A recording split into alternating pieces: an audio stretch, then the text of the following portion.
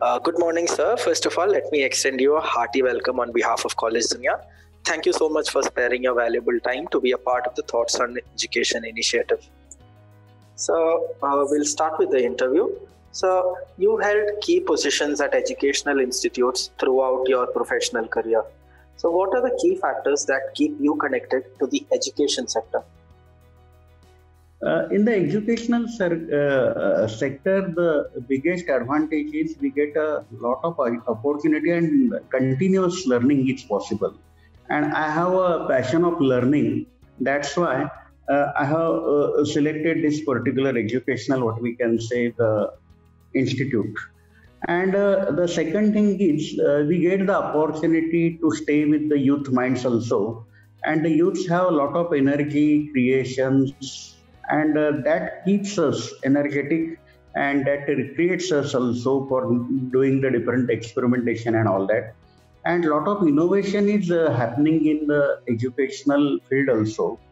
Technology is also helping to to enrich the educational systems, and we get the opportunity to learn the different technologies also, and different pedagogies are coming into pictures. The traditional teaching learning, but some different pedagogies are coming, and all these makes this particular profession very interesting, and I like this profession.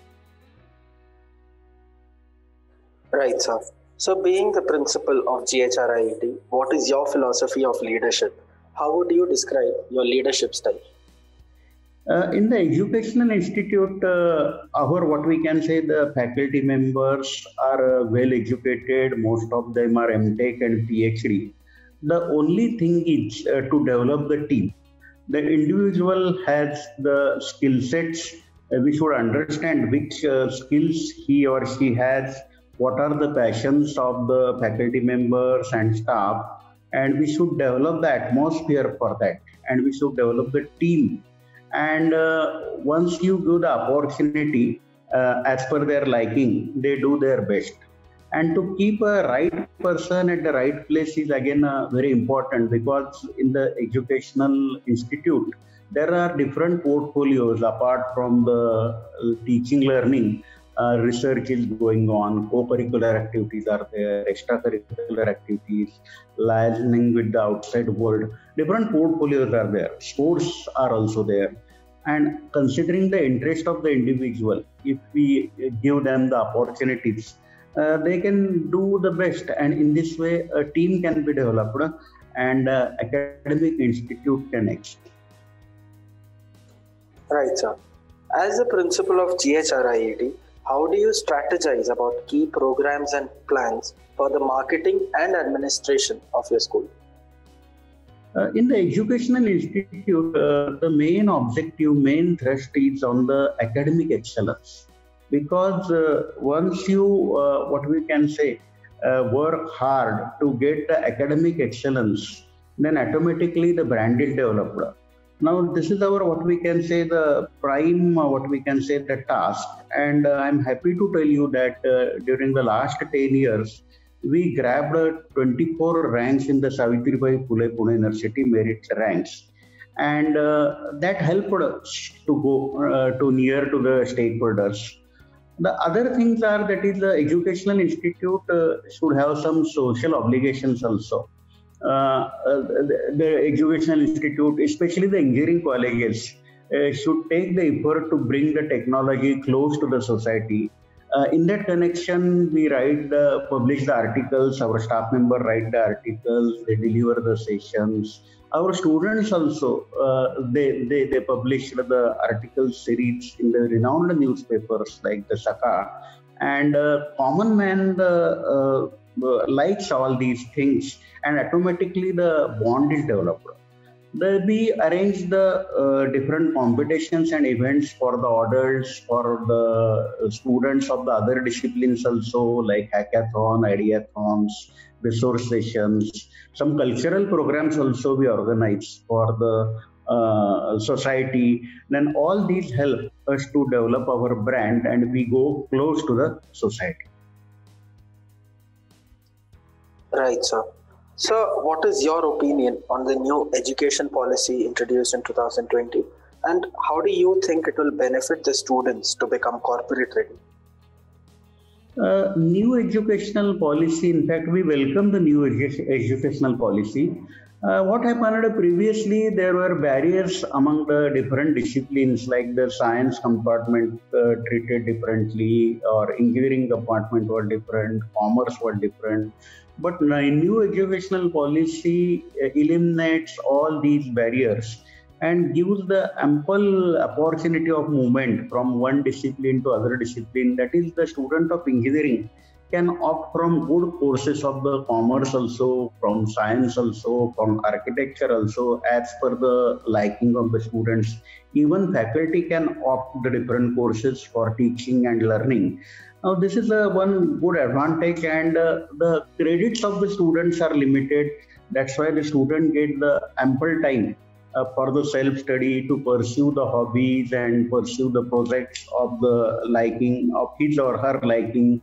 And one more thing is there, that is the government has given a lot of thrust on the research. That is, whatever the local and global needs, understand those needs and pursue the research and develop the products. And there is a provision of establishing the research universities also in the new education policy.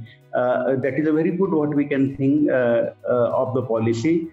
And one more thing is the policy does not discriminate between the government colleges, non-government colleges, aided colleges, non-aided colleges. It gives ample opportunities of funding without any discrimination. That is one of the what we can say the advantage or the beauty of the new educational policy. The policy is good, but its implementation should occur in a good manner also. And I'm confident that the engineering education system in India is quite capable to implement this new educational policy. Right, sir. So, how does the curriculum of GHRIET ensure the best practices of the industry? Or in other words, how do you make your students industry ready? Yeah. GHRIT is the autonomous institute. That is, we have the academic autonomy, and we can develop our own curriculum in consultation with the experts from the industries and the research persons. Then we take the feedback of the alumni, then the parents, that is all stakeholders. We take the feedback and we develop the curriculum. And considering the industry needs, we develop the curriculum. There is one concept, Gartner Hype Cycle. The Gartner Hype Cycle is used for the prediction of the technology in the next decade. We use that technique also, that gives us the idea which technology is going to evolve, and we prepare our student accordingly. One more thing is we have introduced the problem solving courses in a structured way. And the purpose of the problem solving courses is to understand the problem and to give the solutions by using the technology. And here we motivate the student to think themselves and to generate the solutions and give the solutions by using the technology that that is what we can say unique feature. And again, we have the majors, minors in our curriculum, where the student can learn the interdisciplinary things also. Then internships are there in our curriculum. Now, all these makes our curriculum very industry friendly, and we have industry nominees also on our board of studies, academic council, governing council. They also give us the continuous feedback for the improvement. Right, sir. So, what do you think should be the institute's top priority over the next 10 years? In the next 10 years, now the different industrial revolutions are going on. Industrial 4.0 revolution is there.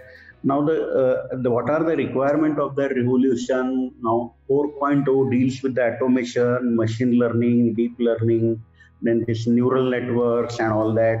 And we should get our students prepared for that. Then the industrial 5.0 is going on, where machine-to-machine interface is the what we can say the prime requirement, and we should what we can say implement all these things and make our student capable for that.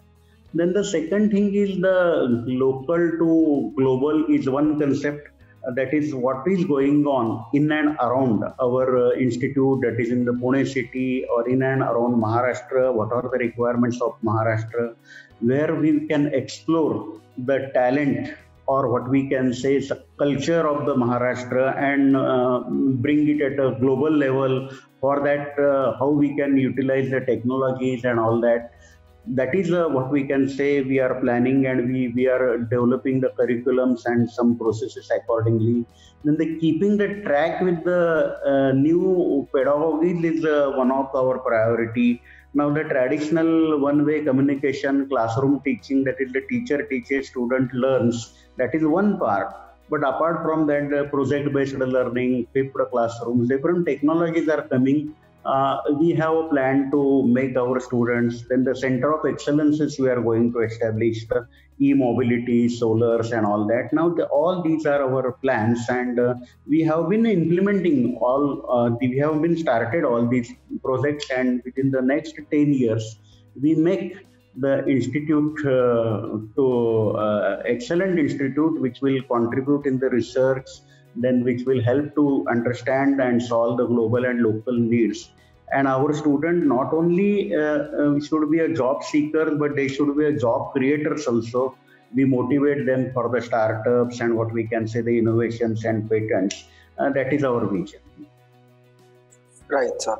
So, what are some of the biggest challenges that you see, both for the higher education sector in general and for GHRIET specifically? In higher education sector, the number of colleges, if you consider in the state or in India, sizable colleges are there, and many colleges have a good infrastructure also. But the entry of the students, they conduct some CET examinations or some AIEEE examinations, and there is no threshold to get the entry in the educational institute. And that is one of the concern. That is, even if the student clears the CET, he or she gets the admission. That is one of the challenge. That is the quality of the students. Once the student is entered into the institute, we should groom him or her by offering the bridge courses and all that. That is what we can say a big challenge. The second thing is to pursue the research. To pursue the research, we require the senior faculty member which has the very good research experiences also, and preferably they should have some couple of years experience from the research institute like ICER or NCL or DRDO and all that. But presently, there is what we can say. If you see the requirement and demand for the experienced persons, the requirements are not fulfilled. Then, if the industry persons they help the educational institute and they take the what we can say a couple of years the jobs in the educational institute, that will be better. And even CII and all that. Industry organizations at present they are extending, but if they extend their what we can say the associations further, then that will be the great help for the institute. And the networking of the institute is again important. That is, different institute have different strengths in the district, in the state, and at the national levels, international levels. If we network all these institutes using the technology, then the sharing of the student experiences is possible, sharing of the faculty is possible, sharing of the infrastructure is possible. Now, all these are the what we can say the challenges, and these can be overcome by proper planning. Yeah. Right, sir. So, what do you see as the greatest strengths of GHRIET? Our greatest strength is we are located at Pune, which is the educational hub, industry hub, IT hub. That is our greatest strength. Ours is the autonomous institute. That is one of the good things. That is, we have a flexibility of developing our own curriculum. We are the accredited institute, A+ grade we have in the what we can say the NAAC. And our students, they excelled in the national hackathons like AICT hackathon and corporate hackathons arranged at the national level. They grabbed the very good prizes, that is the fifth position and 10th position. That hackathon was organized by the ministries of the central ministries and corporate. They got the delight trophies and they got the service in the railways and tourism. They did some virtual reality, what we can say, projects. Similarly, recently in COVID pandemic, what we can say, challenge, the IBM has organized, NASCOM and IBM, they have organized one hackathon to suggest the solutions for COVID. And here all industry, startups, students were participated. And our students got the second positions in the nation. They provided the solutions, AI-based solution for migrant worker movements. These are our strengths. Then we organize the different hackathons, ideathons. We have the innovation center. We have the Ashok Leyland Center Training Center, which is a very unique center in Western Maharashtra. And that center, they have the real, what we can say, the machines and environments that can be utilized for that. We have the virtual lab nodal center of MHRD, IIT remote center, MKCL center. These are our strengths, and very good energetic faculty. Average age of the faculty is 35 years. And myself also, I got the best principal award of the Savitribai Phule University 2020 award. This is all these possible because of the team effort, supportive management and staff and students and all that. And these are, we think that these are our strengths. Yeah. All right, sir. Absolutely wonderful. So, what are some of the plans that you are currently designing or will be designing for GHRIET's international affairs and international students?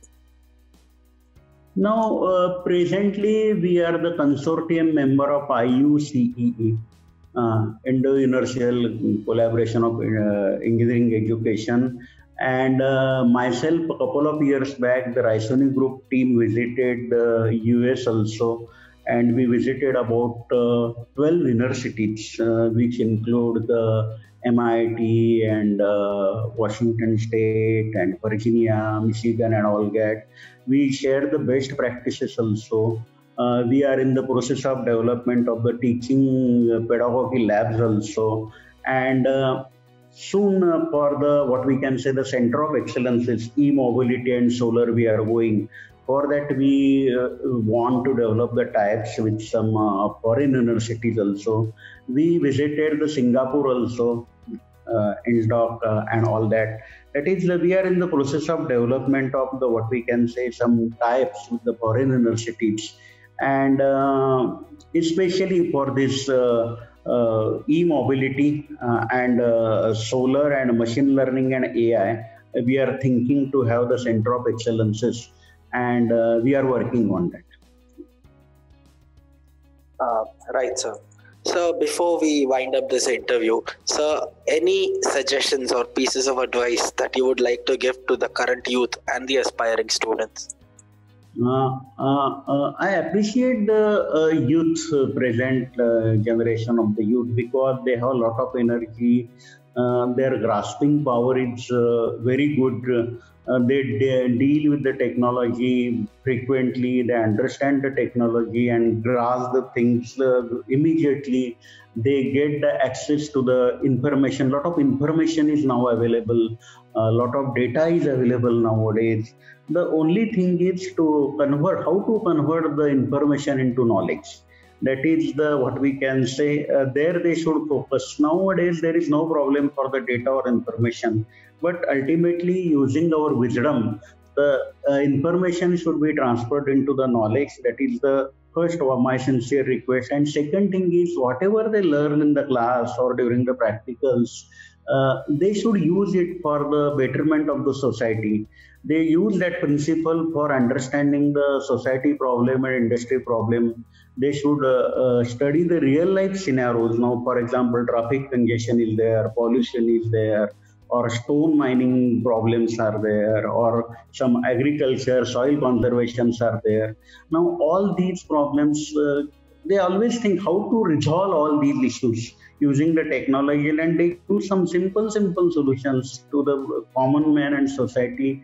That is the real expectation from the engineer. That is the learning the technology, and that should go to the society again. And one more thing is value and morals are very important, because unless the technology has the good base of moral and values, it is of no use.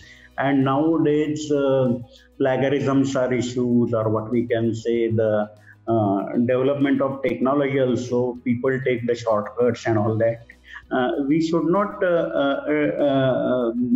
consider or do such things. That is my sincere request to the youth.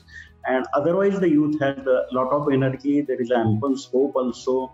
The communications are faster. 4G, 5G is going on, and very supportive atmosphere is there for the youth. Right, sir. So once again, thank you so much for sparing your valuable time for the Thoughts on Education initiative. I'm sure the thoughts that you shared today will be deeply insightful and motivational to past, present, and future students. Thank you so much, sir. Thank you, sir. College Dunia, I am very thankful for giving us the opportunity to express our views. And definitely these, what we can say, such practice will help all the stakeholders. Once again, I thank you.